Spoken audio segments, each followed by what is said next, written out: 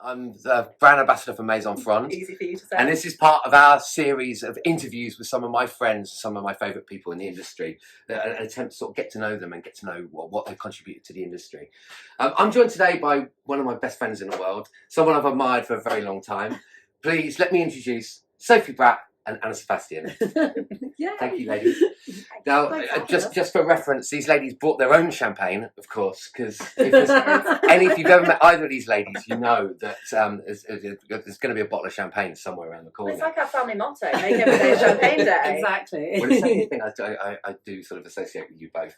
So, where did you first meet them? Where did you first meet over at Bubbles? God, I mean, it was definitely something to do with champagne. I think it was at a few industry champagne events. bar we did. Yeah, and then we did an event at Cocktails in the City, and we were both working at the champagne bar with Laurent Perrier.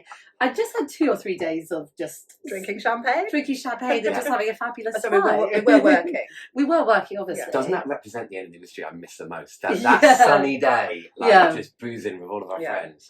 That does make a couple. It's a little bit different to this year's Cocktails in the City, where I drank cups of tea all day. Yeah, and you've worked on a couple of other projects together, haven't you? Yeah, we've done a few things, and I think kind of, especially over the last year with everything that's happened, I think you suddenly become closer to people as well, which has been really nice. We've kind of established our own trouble bubble with some other fabulous women as well, and it's just been really nice to kind of have that sort of group chats and Zoom calls and our sort of like virtual happy hours. I definitely don't fall asleep on them. Wearing a sequin dress. Exactly. We'll come to all that because the idea of this is still getting you know you girls and the things you've worked on together. Yeah. Sophie, in a sort of concise manner, why don't you talk a little bit about your career history, how you sort of got to London, got to here? I kind of fell into bartending, really. I went to university in Leeds because my mum and dad wanted me to get a degree. And they thought that was the way forward. Yeah, to get a proper job. And one of my sister's school friends actually worked in a bar in Leeds, so he said, "Come on, get Sophie to come and work with us." And I was the worst bartender they've ever hired, still to this day. Most fun, but worst bartender. Oh no, I just thought my job was to socialise and try and chat up boys. That is definitely a part of it. I mean, I wore flip-flops behind the bar. Where was that at in Leeds? That was a Porto. Nice. That's such a good bar. Still one of my favourite bars of all time. It is great. And then after a while, Mal Evans and Roger Needham asked me to go work at Mojo. Yeah. I started being a bar back there and bar backed for 1.5 years, which I absolutely loved, until they said, "Do you want to be trained up on the bar?" So I started as the first female bartender there. Yeah. I think they were about 10 years old by that point, and they'd. Oh, that's so cool. Yeah, so cool. Mojo is one of those places that it's an institution. Well, it is an institution. Yeah, everyone knows about it. More than just an institution, I think it's been really important to the development of the industry. Yeah, I'm planning a series of these interviews with Drew Mallins, and to tell the story of some of the most important bars in the country, and it's impossible to tell that story without having Mojo right at the very start, because it predated most of them for the start. Well, Mojo was the bar up north. Yeah. So I'm really proud to have worked there, and so I worked in the Mojo in Leeds, in Manchester, and I was lucky enough to do some shifts over in Barbados as well. That's amazing. Oh, so good. I fell in love with the country. Yeah. Well, the bar in Barbados is still there. It's just around the corner from the house that Frondo are there. And I mean, now the only really relationship with Mojo is the sign and the music for the people light. But it still brings back little nostalgic. We still have like a little gathering when we go over to Barbados. We get all the old team back together again. That's so nice. I think last time I was over there, I ended up doing a pina colada off against Ian Burrell, and have to say I won. Ian, I won. Ian doesn't do cocktail competitions. Ian doesn't do speed competitions either. He definitely doesn't do speed. So Mojo, how long were you at Mojo for? Mojo was about 5 years altogether, I think. Yeah, altogether from bar backing to bartending. And you would have worked with quite a pretty heavy hitting alumni there. Yeah, well, because I remember those guys. Jake Berger, Mal Evans, Skippy. Too many. That's amazing. That's the other thing about Mojo. It's just how important the graduates from Mojo have been in shaping not just the northern community, but most of them moved to London as well. Also the UK. I think that's where I learnt one of the most important things I've learned about bartending was that the plank of wood or the the rock between the bartender and the guest shouldn't really exist. It's our job as bartenders to break that down and to make it so that we're having as much fun as the guest is having. Yeah. You know, it's not I'm the bartender and you're the guest. It's we are together in a bar.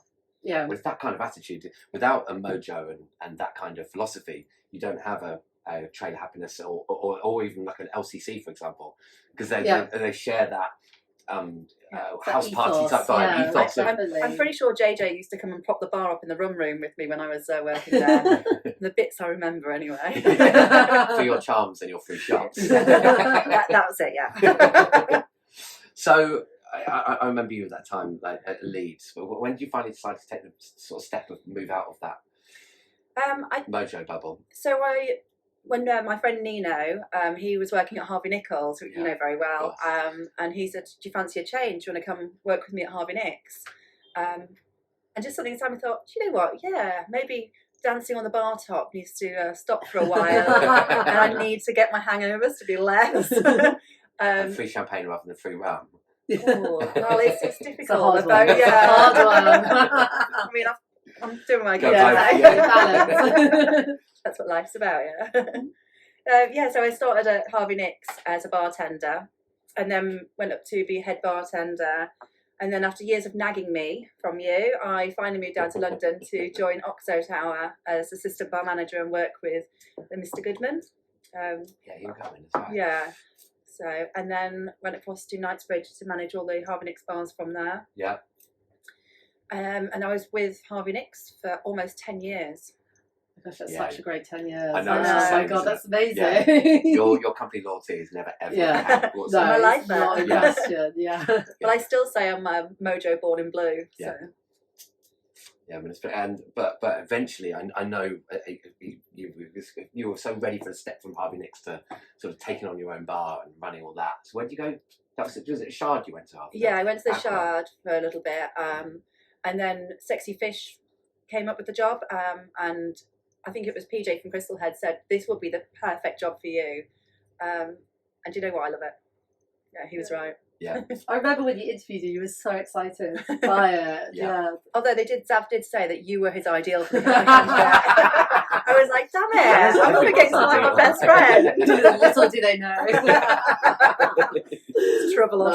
It's such a good, I think it's such a great bar for you. He's going to kill me for saying that to you now. Well, it's got a real jaw-dropping element to Sexy Fish, isn't there? I think it's like the ideal mix for me between that sort of 5-star service and that just fun element. So it's like Mojo and Oxo Tower all like amalgamated together, and it just makes me smile every time I step on the floor. Yeah. And it's fast paced, it's high volume, and it's just so like in London now it's so kind of iconic to people travelling from all over to go to Sexy Fish as well. And like what you do there is amazing. Like you're on the floor, you're on the bar, you're just like linking everything together. It's amazing. Being Sophie and that. Yeah. I'm still bar backing every now and then. And kicking ass. Yeah. It's probably my ass. Get out of my bar. Doing my best Peggy Mitchell. Love Peggy Mitchell. Assuming Anna that like every story of anyone in the bar industry always begins with "I fell into it," like Sophie's did, because I think everyone has some version of fall in love, I fell into it, then fell in love. Yeah. What was your career history in a short summary? A short summary. I mean, it was never part of the plan. I think kind of being from the UK, it's not something that your parents or your school don't go to you. Aspire to. Listen, go work in a bar. So from a really early age, from 16, I actually started my sort of like army training. So I just like, it was something that I loved. I loved being outside. I loved the fact that they taught you how to like kick ass. Yeah, like fire a gun. I know that everything. And just like, and I also love the fact that not many women were doing it at all. Yeah. So for me, it just enabled me to have this sort of, I guess, sense of empowerment, but also like indignation. I was like, well, why aren't more women doing it? I want to be the first woman that does this and everything. So then when I was 18, I started my application for Sandhurst. Yeah. And it's such an amazing process that you go through. And I really think, I don't necessarily believe in like military service, but I really believe that everybody should get these skills that they teach you, because they're life skills that you can just take anywhere.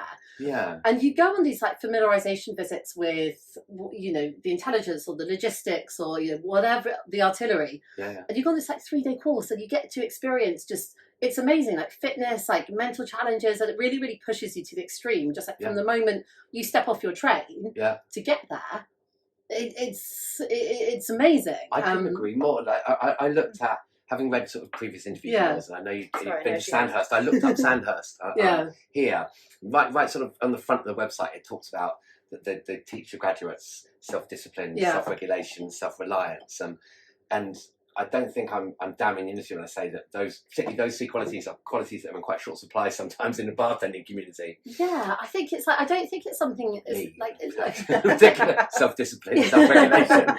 But I think it's one of those things. I don't think any of those things are naturally like job interview. come naturally to anybody. But I think those are skills that they're transferable for anything. And I think one of the biggest things that they teach you is that if you think about an assault course, and you're in a like 10-foot like ditch in the ground, you can't get out on your own. So you need somebody else to kind of like get out, help you get out.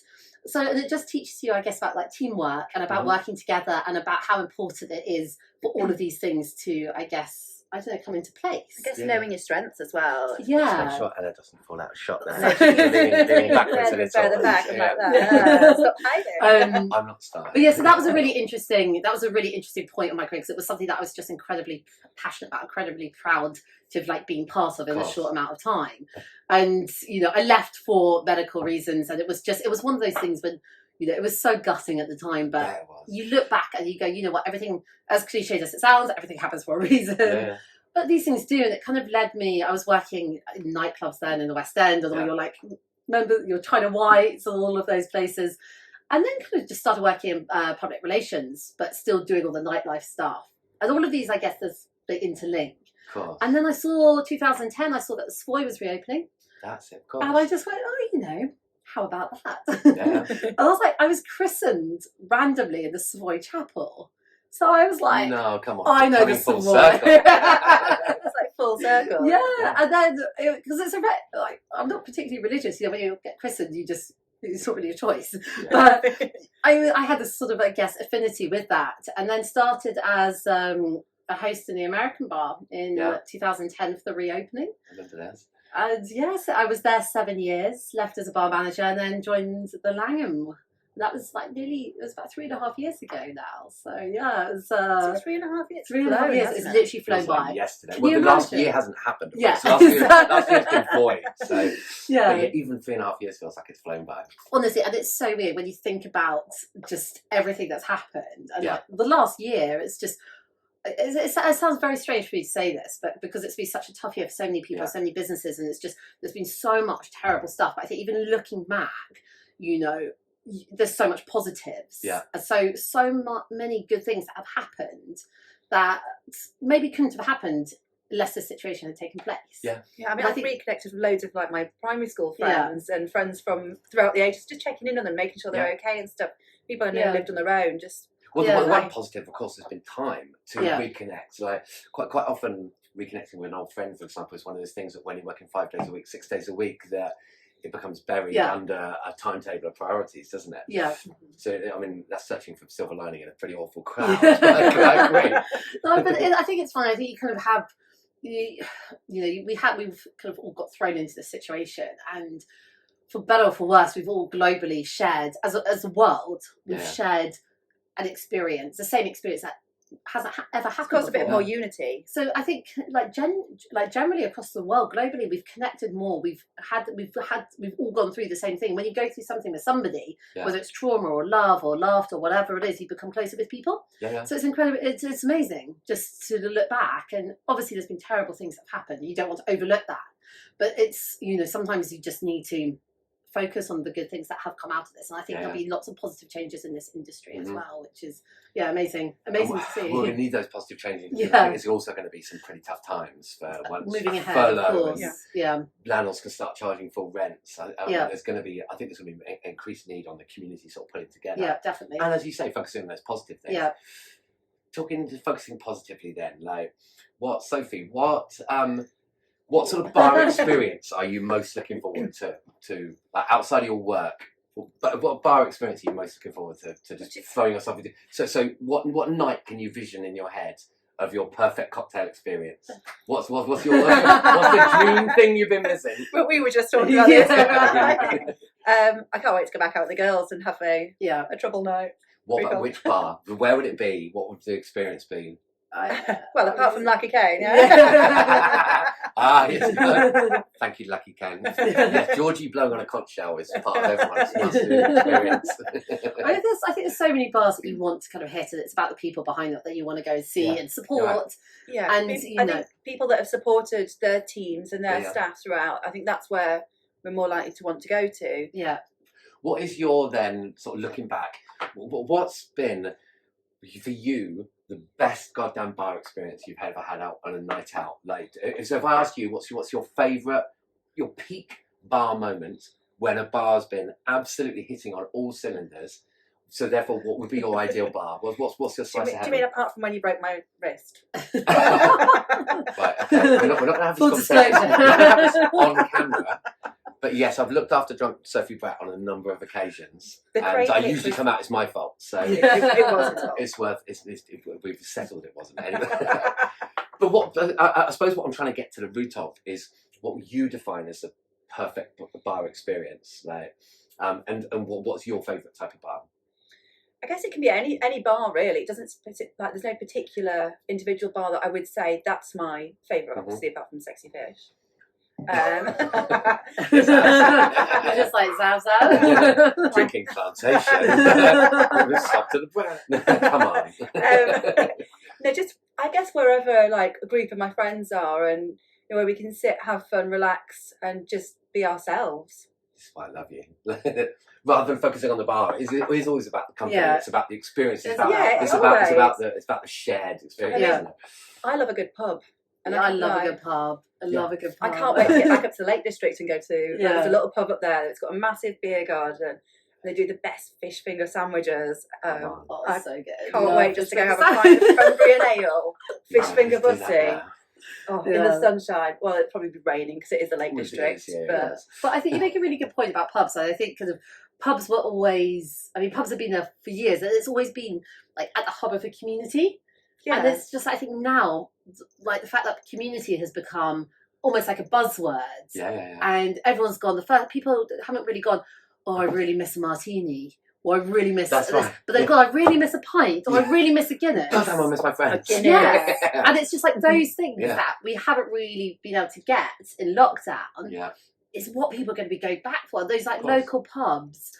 And I just think are going to be the ones that are like filled, especially pub gardens and it's that social environment. It's oft quoted when you look at no pun intended distilling down what hospitality is. In that the only experiences that you can't recreate at home. Yeah. Traditionally, although people are moving in that direction now, were always real ale, cocktails, and the hospitality. Yeah. Being welcomed into bar, and of course, cocktails and real ale you can get very close at home now. Mm-hmm. But there's nothing, but still, none of them are quite like doing it in a bar, are they? Yeah, the Bratt family beer pump is. Papa Bratt's bar is. How's the champagne pump work going? Well, that's the champagne garage. She's looking for a sponsor. So if anyone has one, white wine and soda. We're not Yorkshire champagne. Well, I think there's so many amazing places. Just I give you one example. This is a bar that never really gets like accolades or anything like this, and you take something like El Camion, right? It's an industry sweetheart. That's right. Like everybody from like on like the door, like inside, and just everything. You get your margarita in like 2 minutes. You get your beer. It's like a beer in a shot, and it's like packed and it's sweaty. The aircon doesn't always work. There's music, but it works sometimes. But that everyone's going to be there, and it's just you get some nights when you leave, you're like, oh my god, that was such a good night. Yeah. And and you're just like you get put into a taxi. Someone's put into rather than get into. I mean, I was talking to like one gets put into the taxi when one's driver.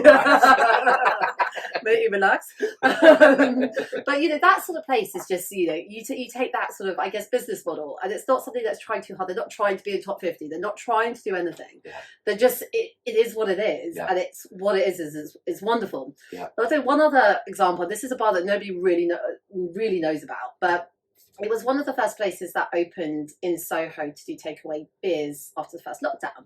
And it's this unassuming little place called Violet's. Yeah. And it's a Soho gem for the residents. That's right. And it's run by this Turkish guy called Ali. And the first night that they were allowed to, it was the first place in Soho, Aperol Spritzers. And we were just like, oh my God, this is amazing. This was after one of our homeless walks. And we kind of went and we just stayed. They stayed open until like 2 o'clock in the morning. We were coming back and we were doing this. And throughout the summer, it became the place that just brought us so much joy. There was the girl, Paris, who works there was just amazing. And it was just, the hospitality was just, you don't get that. I hadn't seen that in so long. Yeah. And it wasn't just because we could get a pint. It was really because of what they were able to create for us. Yeah.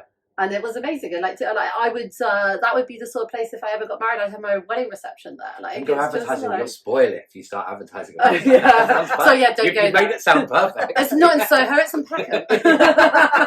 Well, that'll put off most people. Yeah. I certainly won't be going. Yeah. Everyone's like, South London, no thanks. We'll get some nosebleeds. That's why I love where I live.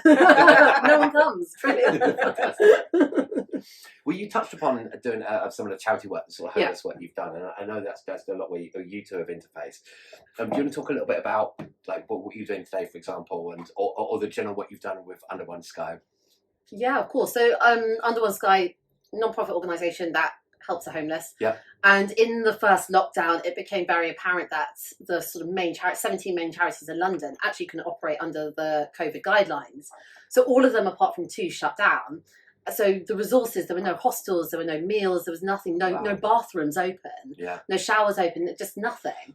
So Under One Sky went out as an emergency response.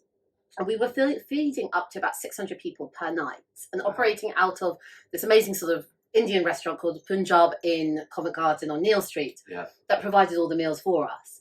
And it was a very surreal experience because the streets were just dead. It was like a film set. Yeah. But there were no preps open, there were no people giving change.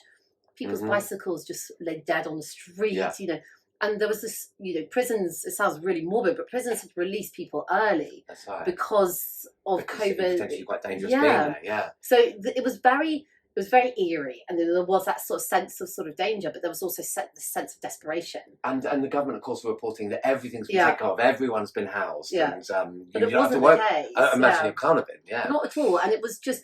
So we were going out for hot meals, hot drinks, and we actually started a clothing service where we had these 2 girls managing the clothes, and we would take people's orders. So they would be like, well, I'd like this. And, you know, some people assume that the homeless, they should just take what they're given. Yeah. But they might not want a white T-shirt because it gets really dirty. Yeah. They might not want blue trainers because they want black trainers. And you know what? Like, that's fine as well. Mm-hmm. And it was a really, like, what we found is that there were a lot of people from the hospitality industry that had been made homeless because of COVID. You know, there was, you know, there's so many stories, you know, from people my age and younger to somebody that's 50 years old. And it was just all these stories and just, they had nowhere else to go. Yeah. Wasn't it something like 40%? It was 30% of people. And there's another great charity called Only a Pavement Away. Yeah. And it was just it was really heartbreaking because you know, the hospitality talks about, you know, being a family. Yeah. And we sit down, we have sharing platters and sharing meals and, you know, we all have a great time and do all of this. But you don't get to call yourself a family in the good times when in the bad times, that's what a family is running around to support. And you know, maybe people slip through the net, like, you know, in our like little bubble here, like we'll probably all be fine, we have that support network, but some people don't. They couldn't get home because of flights. And one guy, you know, he was working at a Mexican chain restaurant and he was living in Leicester Square. He was a 50-year-old guy, and he was so sweet, and I remember one time we went up and we know what his coffee order is and everything, exactly the same in the hotel. And he was like, oh, listen, I'm FaceTiming my family and like I want to introduce you to my family because you've been helping me. And just to see his wife and his 6-year-old daughter. Just like, it's just, but that's when you realise, and I think you like what you have to question yourself, like what impact can I have on somebody? And it's either with your time or it's about actually getting to know somebody. And I think we can all learn, like, what's the point in doing something unless you have impact? You know, and I think what you taught me was it's about acknowledging people. You know, so many people walk past homeless people in the streets and just avoid eye contact. No eye contact. Kind of stuff. Because you don't want to take yourself into that world. Because if you acknowledge it, then it's real. Well, I think we're going to hit crunch time. We're going to hit crunch time really sadly right now because with a lot of people are still within a protective bubble of furlough and things like that. Yeah. And a lot of businesses are being supported by that because they're all getting rent relief. Yeah. We're going to have tough times with no I think it will tourism get for a worse. while. Yeah. It's going to get. That's the point I'm trying to make. It's about to get a lot worse, which means a lot of our family are about to be affected quite badly. And so, something that to turn it into a sort of a personally how you can contribute. What you've been doing during February, for example, Sophie, like doing your. Bear in mind, so Sophie just ran 100 miles over the course of February and raised some good money for homeless people. Which a lot of people might sneeze at 100 miles. I know, Sophie. I know how unlikely that was. Looked at the start of January. So, but what sort of led you to take that step? Honestly, too much champagne. No, I felt the need. I had to give something back. I signed up to try and be a volunteer vaccinator. Yeah. And unfortunately was rejected on grounds of asthma. You got and medical reasons. So, and I was really gutted actually. I cried when they said I couldn't do it. I know. And then Mum's like, well, I was up at my parents at the time, and she was like, let's find something you can do so you feel like you're giving back. Because during the original lockdown, I was doing a lot with Caprice Holdings and the Caring Foundation and Community Spirit prior to that. You did we still do. I'm still working on something with Community Spirit to give back, and Sly, I will tell you about it. I promise. Sly, who is a co-founder of Community Spirit with myself. So we are, we've actually done a little bit with Under One Sky with Community Spirit with a cocktail called Crocodile Rock through Heads, Hearts and Tails. That's right. Yeah, that's and that was Moet Hennessy as well. Yeah. So it's, I think it's made about £700. I've said. I think like those sorts of initiatives are so amazing, and it's just like what can we do to make a difference? And I think the bartending industry as well as a whole, we like to give back, and we are a caring group. Yeah, it's and people have got time on their hands and things like that. Yeah. I suppose the frustration or the challenge a lot of people have is how do I contribute? Yeah. So if someone watching this today wanted to know who to get in contact with or what to do, how would you suggest? Yeah, I think to be honest, there's so many ways of like how you can give back, and I think sometimes it's just about asking those questions, because like not everybody feels comfortable kind of going out and handing out food and having that interaction with people, and that's completely fine.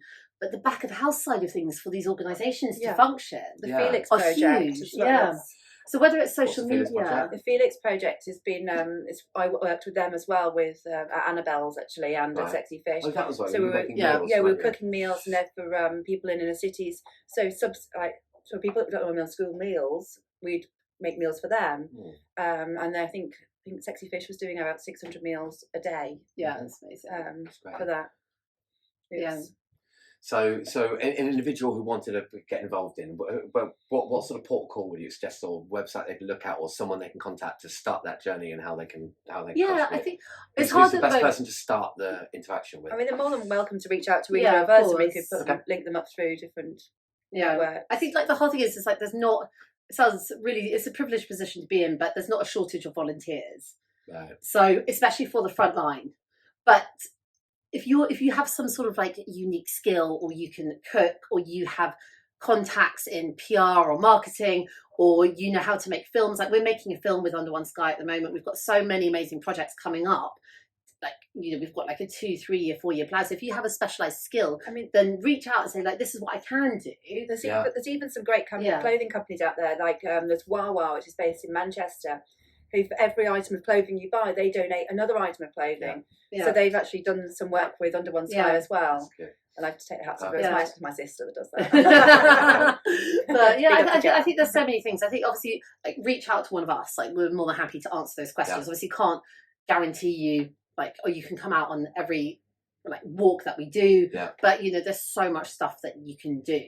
You can direct fundraising efforts if you want to get sponsors to do stuff. Exactly. But I also think kind of like if you look at, I think you need to look back at your grassroots as well. Like if you are like a leader in this industry, or you are somebody that has a platform, then what we need to do is stop the problem before it's even happened. So Yes. instead of waiting for somebody to become homeless, let's look at your company policy. How do we prevent this? Yeah. And you know what? It might not necessarily apply to your company, but somebody might see your policy and be inspired by it and put that in place in their bar. So it's this knock-on effect of trying to be better as individuals, as better as hospitality professionals, and stop it before it actually happens, before people, you know, what about an emergency relief fund for our staff? So if this does happen again, you know, you have... I mean, there is a lot that the Drinks Trust are doing as well. That's so, right. I mean, I've also worked quite closely with them with Community Spirit, with Cocktails in the City this year was all profits were to the Drinks Trust, which That's is great. exactly right. Yeah, I mean, that was really worthwhile. Like, I love what Andrew did with that.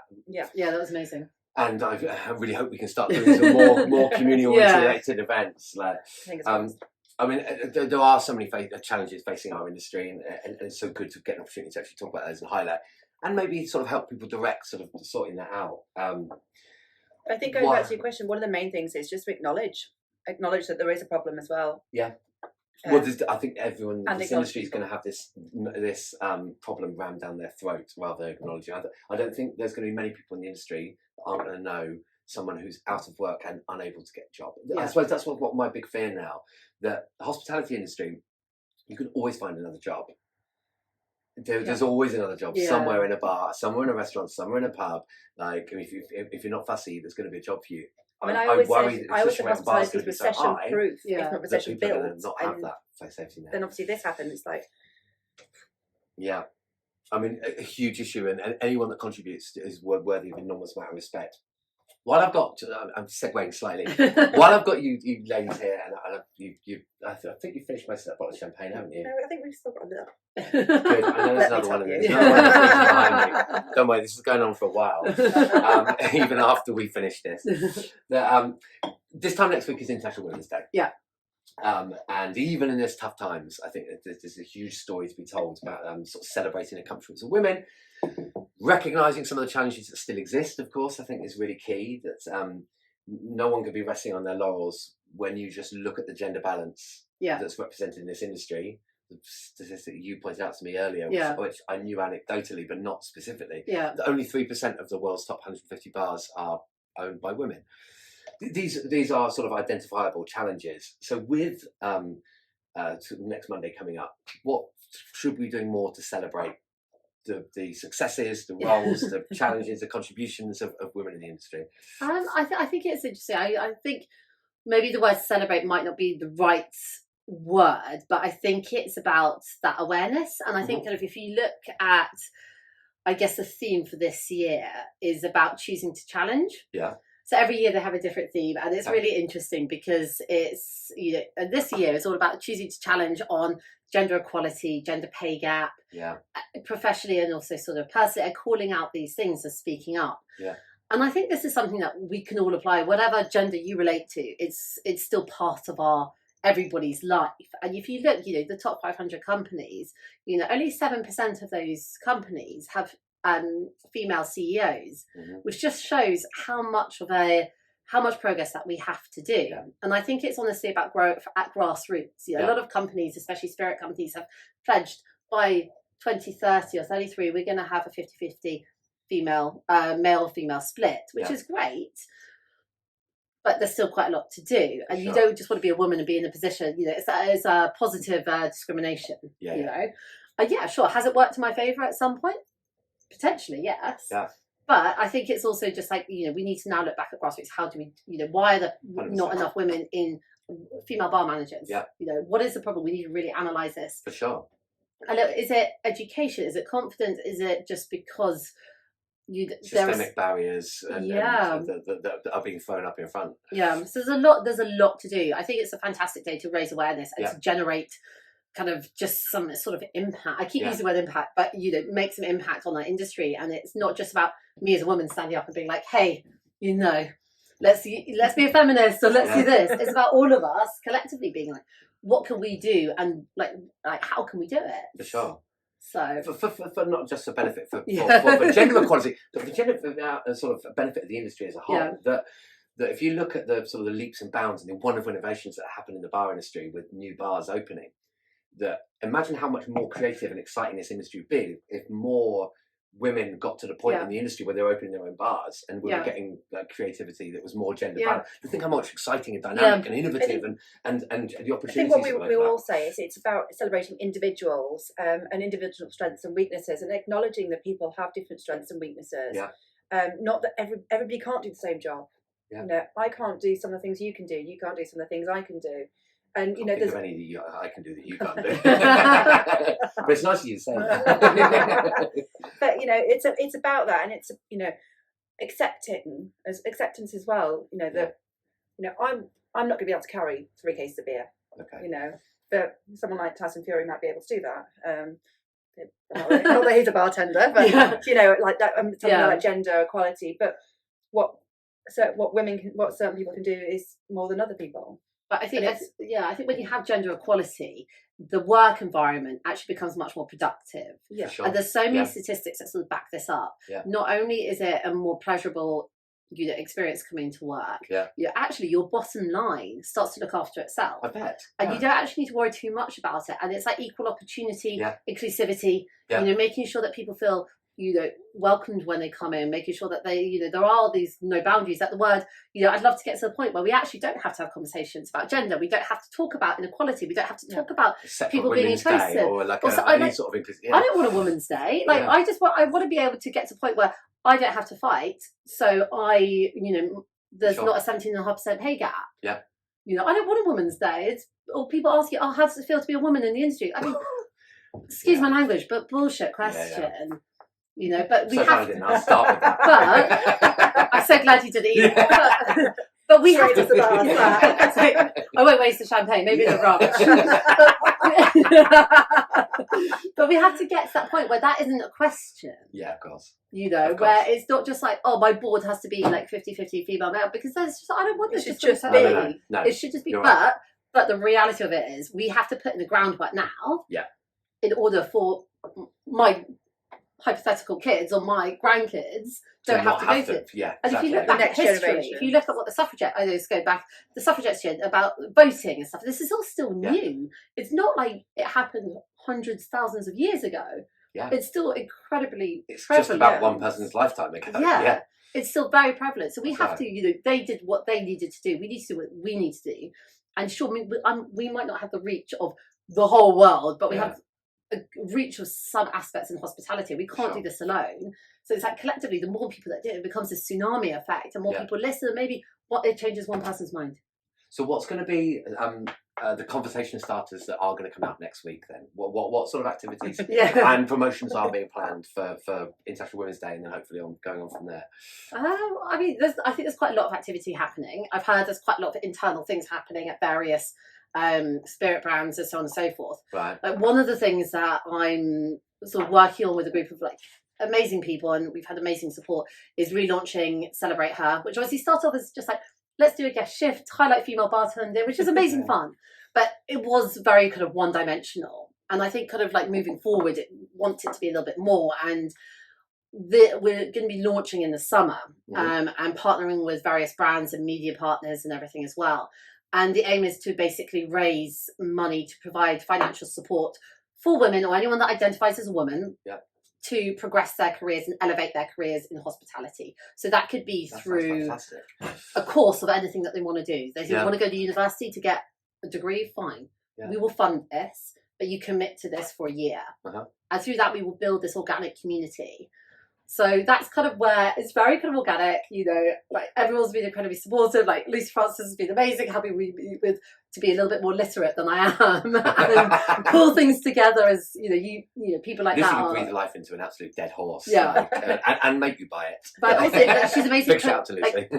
Pulling things together and actually really making, like you said, come to life.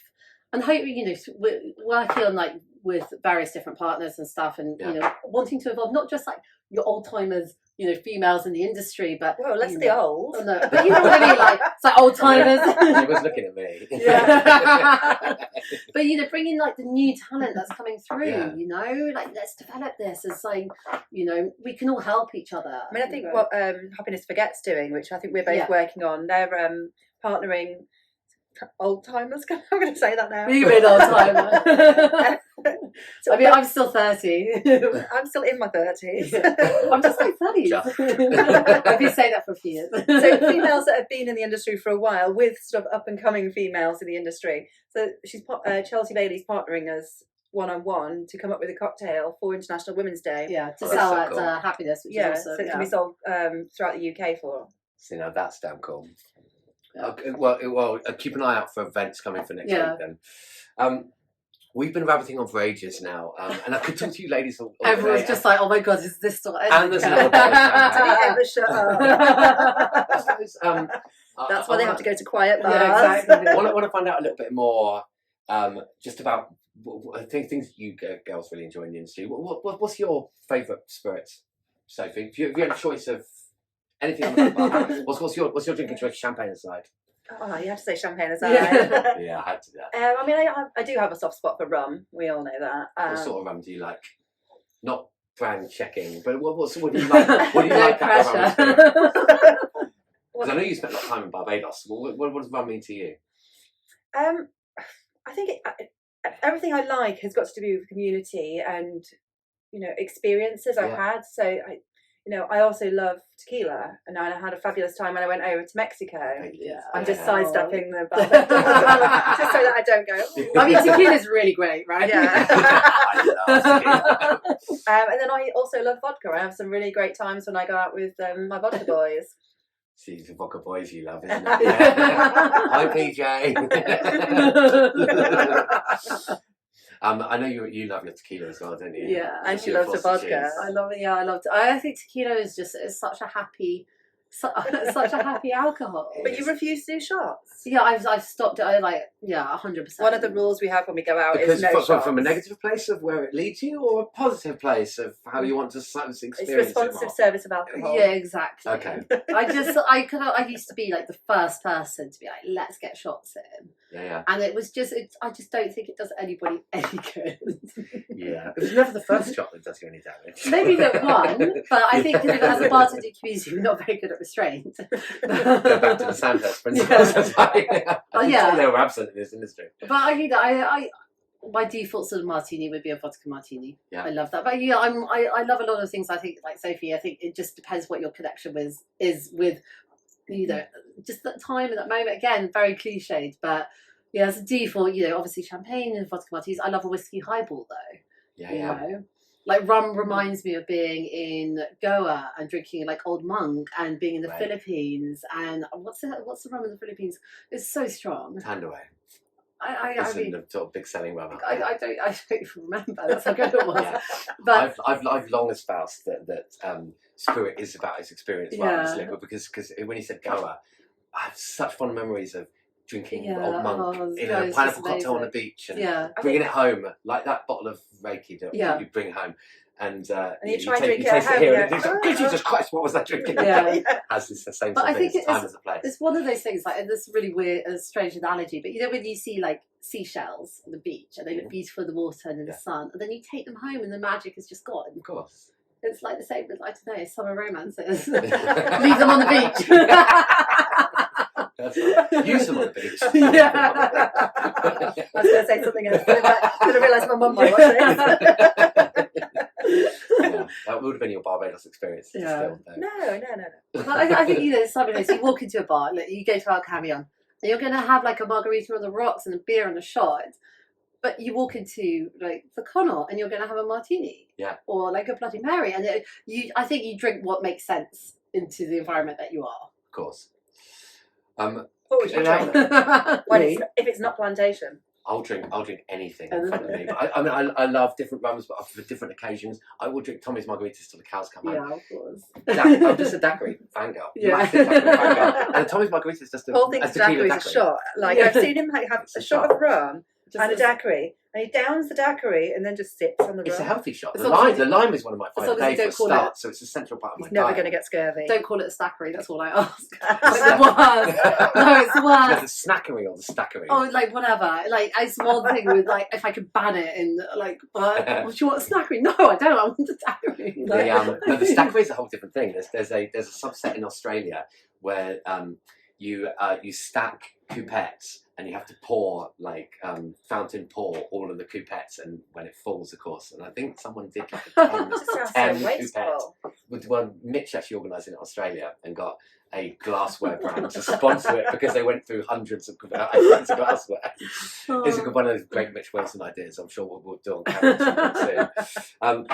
So Just make sure you catch it. Get some scaffolding around there. Yeah. I can't stand waste. It's not in my Yorkshire heritage. No, I'll show you some videos. It will drive you nuts. Oh, no. We sort of Shame on you. we need to sort of bring this to a close. I'm very sorry. I could sit and chat to you all night. What are you working on coming up when the bars are reopening? Have you got any projects just that you're just waiting to get your teeth stuck into? New menus development, anything exciting? I've got a few things with community spirit in the pipeline. Anything you can share? Not quite yet. Okay. I need to figure out if it's actually logistically possible. Oh, so it's just a harebrained scheme at the moment. I think Well, it could be. it's I always think says it to me, could he's like, oh God, what's she come up with now? It's like, and then he just leaves me to do things, and then if I manage to pull them off, he's like, There's always a way. Oh, There's always yeah. a way. yeah, this is quite a Put his face on it when the idea isn't to add that harebrained. well, it's quite a ridiculous idea. I'm not going to lie, and I do apologise in advance, though. What about you, Anna? Once the sort of world starts becoming slightly normal, if you got ideas on any project that you're going to be working on? Drink as much champagne as possible. I mean that we've been doing that for last year.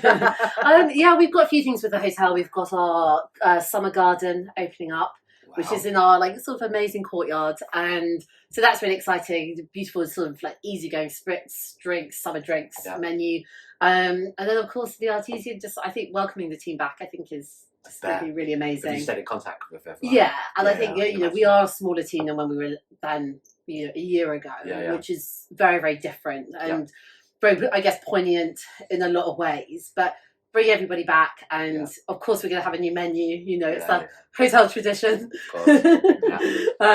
But I think it's just going to be able to open the doors and welcome people back as well. And things have changed so much, and just bringing all the positive elements of the last year into this year. I think it's going to be really interesting what guests come back and their expectations of bars as well after drinking at home for so long. Sure, compare it to This is what not they that strong. bake at home. That's right. Where's the bite in this? Yeah, exactly. Where's the cringy face? Yeah. Thank you so much for your time. Thank you you. so much This for has been having so us. much fun.